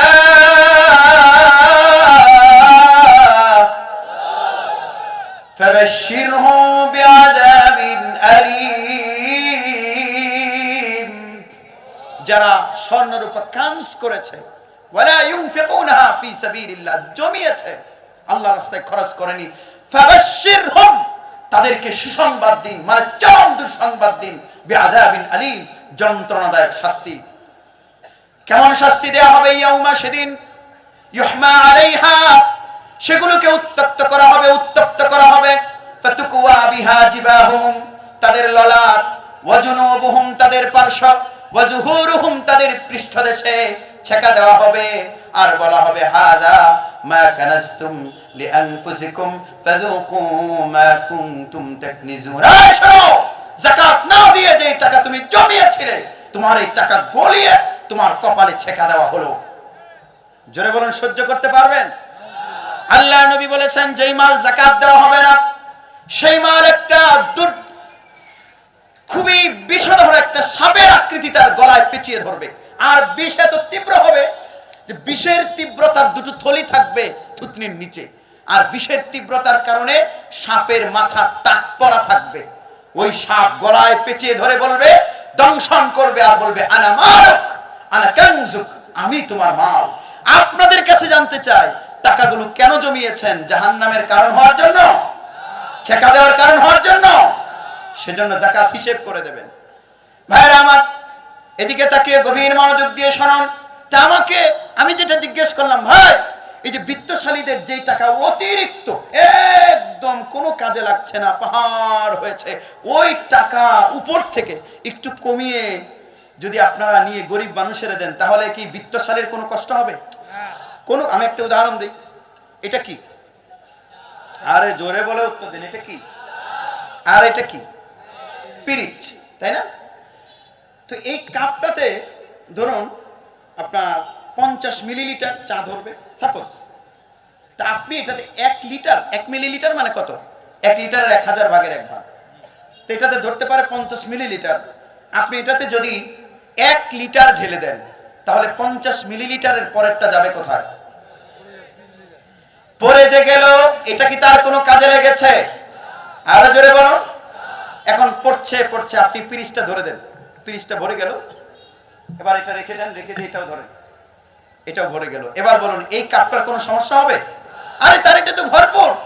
ভাই আমার, যাকাতের অর্থ ব্যবস্থা হলো ব্যাকসিনকর মালিকের, বিআরবির মালিকের, যমুনার মালিকের, বসুন্ধরার মালিকের যেই টাকা তার কোনো কাজে লাগছে না, অথর্ব হয়ে পড়ে আছে, পাহাড় হয়ে জমে আছে, ওই টাকার পুরোটা নয়, বরং মাত্র 2.5% এনে কিশোরগঞ্জের 32-এর যেই মহিলা ক্যান্সারে আক্রান্ত হয়েছে, টাকার জন্য চিকিৎসা করতে পারে না, সেখান থেকে সামান্য এনে ওখানে দিয়ে তার চিকিৎসার ব্যবস্থা করে দেওয়া। This is Islamic economic system. এবার আপনারা বলুন যাকাত দিয়ে দারিদ্র্য বিমোচন করা সম্ভব না সম্ভব? এখন আরেকটা প্রশ্ন, আমাকে ইউনিভার্সিটির প্রফেসর উনি খুব রাগ করলেন, কই আপনারা শুধু গ্রামীণ ব্যাংকের বিরুদ্ধে কথা বলেন, এইটা আমাদেরকে গর্বের কারণ। কোন সুদী কোম্পানি আমাদের জন্য কখনোই গর্বের কারণ হতে পারে তিনি বললেন যে হুজুর গ্রামীণ ব্যাংক যে এত কর্মসংস্থান করলো, আপনারা এতগুলো হুজুর মিলে করতে পারবেন? আমি বললাম পারবো। তিনি ভেংসি দিয়ে রয়েছে, কয় কেমনে পারবেন? বললাম আমাকে দায়িত্ব দেন। কিসের দায়িত্ব? বললো যে সরকারের যে যাকাত বোর্ড আছে, ওই যাকাত বোর্ডের চেয়ারম্যান বানাবেন আমাকে। ইনকাম ট্যাক্স অধিদপ্তরে কিছু মানুষের চাকরি আছে না নাই? এরা কি করে? সম্পদের হিসাব নেয়, ওইখান থেকে কালেক্ট করে ইনকাম ট্যাক্স কালেক্ট করে। এইটা তো শুধু কালেক্ট, এটা ডিস্ট্রিবিউট করতে পারে না, কারণ ডিস্ট্রিবিউশনের চ্যাপ্টার না, এটা সরকারের ব্যাংকে চলে যায়, অটো কালেক্ট করলেই চলে যায়। কিন্তু যাকাতে কালেক্ট এন্ড ডিস্ট্রিবিউশন দুটাই আছে। সুতরাং কালেক্ট করতেও লোক লাগবে, ডিস্ট্রিবিউশন করতেও লোক লাগবে। যেটা বলেন ঠিক কিনা? এই কথা যখন বললাম, এই বেড়ায় আমারে কইতাছে, কই হুজুর যাকাতের টিহাতে বেতন দেল বাইনেরারে জায়েজ হইব এটা? আপনারা কি বলেন, জায়েজ কি আছে? তা আমার কথা বললে হবে? ফতোয়া তো আল্লাহ দিয়েছেন, ইন্নামাস সাদাকাতু লিল ফুকারা'i ওয়াল মাসাকিনি ওয়াল আমিলিন।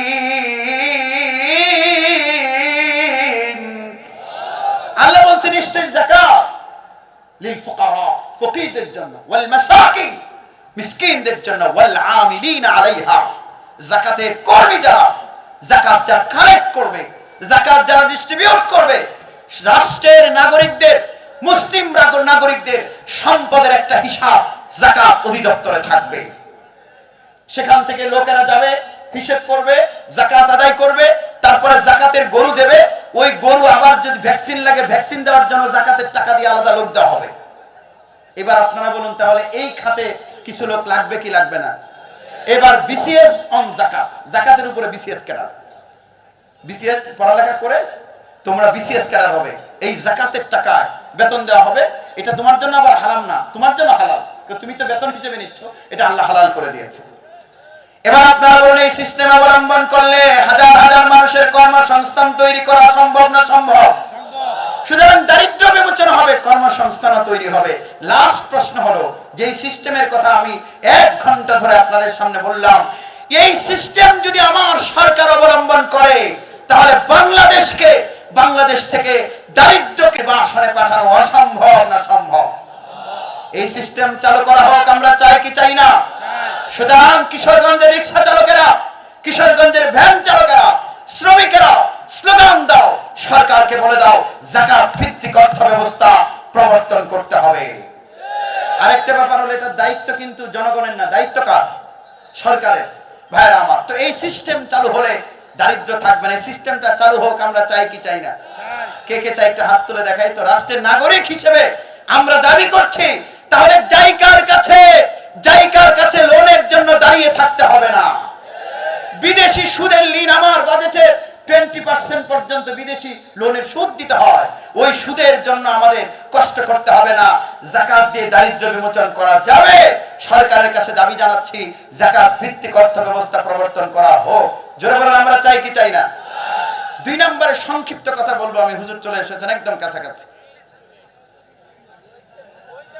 ভাইরা আমার, জিজ্ঞেস করছেন কেন? আমি কি খারাপ কথা বলছি? তাহলে আমি তো আপনাদের লোক। 10 মিনিট আগে বিন্না টিপ পেরিয়েছেন তিনি, হুজুর বললেন। হুজুরের তো 4-5টা মাহফিল থাকে, এটা আপনারা জানেন না? আমি তো এটা 3 নাম্বার মাহফিল। তা আমার মতো ছোট মোটো মানুষের যদি 3 নাম্বার হয়, হুজুরের তো 30 নাম্বার হওয়ার কথা ছিল। জয় বলুন, কোরআন দিয়ে দারিদ্র্য বিমোচন করা অসম্ভব না সম্ভব? ও শুধু মাদকটা নির্মূল করা যাবে না, একটু কোহাইন যাবে কি যাবে না? সংক্ষিপ্ত কথা বলে শেষ করবে। শোনো, কোরআন দিয়ে, এটা আমি কয়েকটা মাহফিলে বলে ফেলেছি, যারা আগে শুনেছেন তারা মাইন্ড করবেন না। 2টা মাহফিল অলরেডি বলেছি, আপনারা আবার মনে করবেন না একই ওয়াজ সব জায়গায় করছে, কারণ আপনারা শুনেছেন, অনেকেই শোনেন নাই, কারণ আমাকে অনলাইনে পাওয়া যায় না। তালেবান সরকার ক্ষমতা এসেছে কয় যুগ হলো? কয় বছর? Only 2 years. এই যুবকেরা দেখো, মাদক কিভাবে কোরআন দিয়ে নির্মূল করা যায়। তালেবান সরকার ক্ষমতা এলো 2021 সালের 15 আগস্ট। আফগানিস্তানকে, তালেবানের দেশের নাম কি? জোরে বলো। ওই আফগানিস্তানকে বলা হয় পৃথিবীর মাদকের রাজধানী, কারণ 4 কোটি মানুষ হলো 4 কোটি। এই 4 কোটি মানুষের 35 লাখ মানুষ মাদকাসক্ত। এখানেই শেষ নয়, পৃথিবীর জনপ্রিয় একটা মাদকের নাম হলো আফিম। এই আফিম আফগানিস্তানে চাষ হয় 80%। এখানেই শেষ নয়, তালেবান ক্ষমতায় আসলো, আসার পর আমেরিকা 700 মিলিয়ন মার্কিন ডলার আটকে দিয়েছে। এখানেই শেষ নয়, গোটা পৃথিবীর কোন রাষ্ট্র তালেবান সরকারে এখন পর্যন্ত স্বীকৃতি। সেই তালেবান যখন ক্ষমতায় আসলো, আমার দেশের দৈনিক প্রথম আলো পত্রিকা 17 নভেম্বর 2023 রিপোর্ট করে বলেছিল, মাদক ব্যবসা ছাড়তে পারবে না তালেবান। নিয়ত এদের ভালো না খারাপ? হুজুররা ক্ষমতা পাইলে কি তো হইব, গাঞ্জার ব্যবসা ছাড়তে পারত না। কিন্তু অত্যন্ত আশার বাণী হলো, কোরআনের আইন হলে মাদক থাকে না, সন্ত্রাস থাকে না, দুর্নীতি থাকে না, চাঁদাবাজি থাকে না, অচিকিৎসায় মানুষ মারা যায় না। এটার প্রমাণ হলো আফগানিস্তান মাদকের রাজধানী। 80% আফিমের চাষ হয়। 700 মিলিয়ন মার্কিন ডলার আটকে রেখেছে আমেরিকা। সে আফগানিস্তানকে কোন রাষ্ট্র স্বীকৃতি দেয়নি। পৃথিবীর তামাম গণমাধ্যম বলেছে তালেবান সরকার মাদক ব্যবসা ছাড়তে পারবে না। আমার ভাইয়েরা, আশার বাণী হলো Reuters, voice of America, CNN, প্রথম আলো থেকে আমার দেশের সবগুলো পত্রিকা গণমাধ্যমের সম্পাদকদের নাকের ডগায় বৃদ্ধাঙ্গুলি দেখিয়ে তালেবান সরকার প্রমাণ করেছে কোরআন যেখানে সেখানে শান্তি।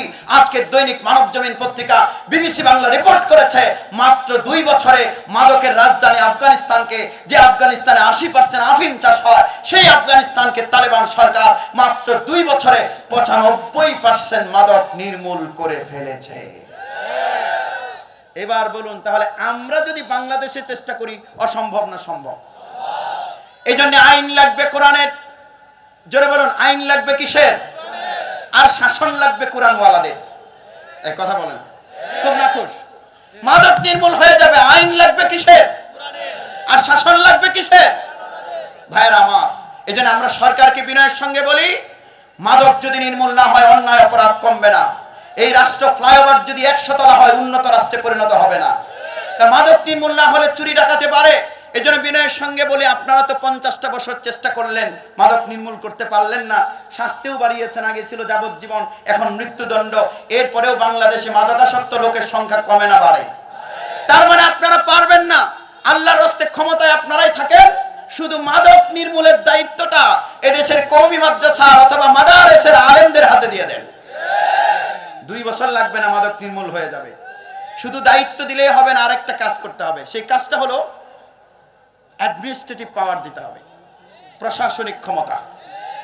কোন মন্ত্রী যদি সচিবালয়ে বসে মদ সেবন করে, ওই মন্ত্রীটাকেও কলারে ধরে মন্ত্রণালয় থেকে বের করে এনে জনসম্মুখে 80টা বেত্রাঘাত করার ক্ষমতা যদি এদেশের আলেমদের হাতে দেওয়া হয়, 2 বছর লাগবে না, আমাকে দিলে 1 বছরই বাংলাদেশকে মাদক নির্মূল করে দেবে। জোরে বলুন, না সম্ভব না সম্ভব? নির্মূল করতেই হবে। 11 এপ্রিল 2023 দৈনিক বণিক বার্তা পত্রিকা বলেছে, ইউনিসেফ একটা জরিপ করেছে, সার্ভে অন স্ট্রিট চিলড্রেন। এই জরিপে তারা বলেছে বাংলাদেশে 10 লক্ষ পথ শিশু আছে। পথ শিশু, যাদের ঘর নাই, বাড়ি নাই। এই 10 লাখ পথ শিশুর 8 লাখ মানে 85% পথ শিশু মাদকাসক্ত। হ্যাঁ, আমি ওই দিন এয়ারপোর্টে, বিমানবন্দর, রেলওয়ে স্টেশনে গেছি, গিয়ে দেখি পোলাপান দৌড়ে, হাতে পলিথিন, এ হাতে কি এটা নে। তা আমি তো জানি না, বাপ জীবনেও দেখিনি এটা কি। একজনকে জিজ্ঞেস করলাম এটা কি, কয় ড্যান্ডি খায়। এই কোনটি খায়? ড্যান্ডি খায়। তা আপনাদের ছেলেরা ড্যান্ডি খাক, আপনারা চান তো নাকি? আপনাকে চিন্তা করতে হবে, যেই শিক্ষা দিলে পোলাপান মাদকাসক্ত হয় না, নতুন বছরে প্ল্যান করবেন সেই শিক্ষা বাচ্চাদেরকে দেবেন। সেই শিক্ষাটা কি? কোরআনের শিক্ষা। ধরে বলুন, কিসের শিক্ষা? এই যে 10 লক্ষ পথ শিশু আছে, এই 10 লক্ষ পথ শিশুর 85%, তার মানে 8,50,000 পথ শিশু মাদকাসক্ত। এদেরকে যদি ভালো বানানো না যায়, তাহলে আগামী দিনে এরা 8 লক্ষ চোর, ডাকাত, ছিনতাই, সন্ত্রাসীতে পরিণত হবে। এদেরকে থামাতেই হবে। বাংলাদেশকে সোনার দেশ বানানো যাবে না। জোরে বলুন, বাংলাদেশ সোনার দেশ হোক আমরা চাই কি চাই না? এই জন্য সরকারের উচিত এই মাদক নির্মূল করতে হলে বস্তিগুলোতে, যেসব বস্তির বাচ্চারা গাঁজা খায়, সেখানে মক্তব চালু করতে হবে। কি চালু করতে হবে? জোরে বলুন, মক্তব চালু করতে হবে। ভাইয়ারা আমার, এই যে আমি দেখালাম, আপনারা বলুন তো, কোরআন দিয়ে মাদক নির্মূল করা সম্ভব না সম্ভব? কালের কণ্ঠ পত্রিকা বলছে ঢাবি এবং বুয়েট মাদকের আখড়া। আর আমরা তো বুকে হাত দিয়ে বলতে পারি আলহামদুলিল্লাহ, জামিয়া এমদাদিয়ার 1% কেন, একটা ছাত্র গাঁজা খায় না। কিসের কারণে? একটা বই পড়ানো হয়। জোরে বলুন, বইয়ের নাম কি? কিতাবের নাম কি? কোরআন। এই কোরআন আপনার বাচ্চাকে শেখান, মাদক মুক্ত হবে। এজন্য কোরআনের শিক্ষা চালু হলে বাংলাদেশ মাদক মুক্ত হয়ে যাবে। এইগুলো 2টা পয়েন্ট। আরেকটা পয়েন্ট আমি শুরু করব, কিন্তু যেখানে হুজুর আসবেন ওখানে ব্রেক। 3 নাম্বারটা হলো ধর্ষণ। ধর্ষণ কি ছোট সমস্যা না বড় সমস্যা? আচ্ছা, আপনাদের মা বোনেরা ধর্ষিতা হোক, এমন কি আপনারা কেউ চান? না চাইলে আমাদের সবাইকে সিদ্ধান্ত নিতে হবে যে ধর্ষণ মুক্ত সমাজ চাই। তো কোরআনের প্রেসক্রিপশন হলো 2টা কাজ করতে হবে। একটা হলো ছেলেদেরকে বলতে হবে তোমাদের চোখ নিচে দিয়ে রাখো, আর মেয়েদেরকে বলতে হবে তোমরা তোমাদের সৌন্দর্য প্রদর্শন করো না। এই 2টা প্রেসক্রিপশন। এখন আপনি যদি শুধু ছেলেদেরকে বলেন যে চোখ নিচে দিয়ে রাখো, আর মেয়েদেরকে বলেন যে তোমরা হাফ প্যান্ট পরলেও সমস্যা নাই, তাহলে ধর্ষণ বন্ধ হবে? এজন্য রব্বুল আলামিন সূরা নূরে চমৎকার বলে দিয়েছেন, কুল্লিল মুমিনিনা ইয়াগুদ্দু মিন আবসারিহিম ওয়া ইয়াহফাযু ফুরুজাহুম যালিকা আযকা লাহুম ইন্নাল্লাহা খাবীরুম বিমা ইয়াসনাউন। হাসি মামলা একজন ক্রিকেটার আছে, অনেক মাহফিল আমি বলেছি। কোন দেশে? South Africa. বাহ, সবাই বলে ফেলেছে, সাধারণ জ্ঞান কমন পড়েছে। যদি বলতাম নামাজ ভঙ্গের কারণ কয়টা, অনেকের মাথা নিচে চলে যেত। আছে না নাই? সাউথ আফ্রিকান ক্রিকেটার হাসি মামলা। সাংবাদিক মহিলা গেছে সাক্ষাৎকার নিতে, 12 মিনিটের ইন্টারভিউ শেষ। হাফ প্যান্ট পরা মহিলা, হাসি মামলা তাকালো না। ক্যামেরা সুইচ অফ করে জিজ্ঞেস করছে, হাসি মামলা, জীবনে অনেক রতি মহারথীর সাক্ষাৎকার নিলাম, যেই আমাকে দেখেছে হাতে ধরতে না পারলেও চোখেই গিলে ফেলতে চেয়েছে, তুমি যে আমাকে তাকিয়ে দেখলাও না। হাসি মামলা বলছেন, এটা আমাকে কোরআন শিখিয়েছে। আপনার কিশোরদের চরিত্র যদি এমন ভালো করে দিতে পারেন, পৌর মহিলা কলেজ, গুরুদয়াল কলেজের সামনে কোন ছেলে দাঁড়িয়ে কোন মেয়েকে ইভটিজিং করবে না, তখন আমাদের মেয়েরা নিরাপদ থাকবে। জোরে বলুন ঠিক কিনা? এখন আওয়াজ করে বলবেন, কোরআন দিয়ে সব সমস্যার সমাধান করা সম্ভব না সম্ভব? কোরআন পড়বেন, কোরআন জানবেন, কোরআন মানবেন। আল্লাহ আমাদের সবাইকে তৌফিক দিন। সবাই জোরে বলে আমিন। ওয়া মা আলাইনা ইল্লাল বালাগ।